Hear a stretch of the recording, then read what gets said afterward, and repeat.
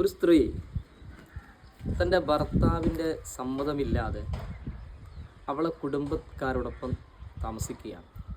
എന്നാൽ ചോദ്യം ഇതാണ്, ഭർത്താവ് അവൾക്ക് ചെലവ് കൊടുക്കൽ നിർബന്ധമാണോ? ഭർത്താവ് ചെലവ് തരുന്നില്ല എന്നതിൻ്റെ പേരിൽ ആ വിവാഹം ഫസ്ഖ് ചെയ്യാൻ അവൾക്ക് അനുവദനീയമാണോ? ഇതാണ് ചോദ്യം. എന്നാൽ കർമ്മശാസ്ത്ര പണ്ഡിതന്മാർ കൃത്യമായി അതിന് മറുപടി പറഞ്ഞിട്ടുണ്ട്. ഭർത്താവിൻ്റെ അനുവാദമില്ലാതെ കുടുംബക്കാരോടൊപ്പം താമസിക്കുന്ന പെണ്ണിന് ചെലവ് കൊടുക്കൽ നിർബന്ധമില്ല എന്നാണ്. അത് ഇസ്ലാമിലെ നുഷൂസിൻ്റെ സ്ഥാനത്താണ്. അതായത് ഭർത്താവിനോട് അവൾ പിണങ്ങി എന്ന കാരണം കൊണ്ട് അവൾക്ക് ചെലവ് കൊടുക്കൽ നിർബന്ധമില്ല. എന്നാൽ ചെലവ് കൊടുക്കാതിൻ്റെ പേരിൽ വിവാഹം ഫസ്ഖ് ചെയ്യാൻ പാടുണ്ടോ?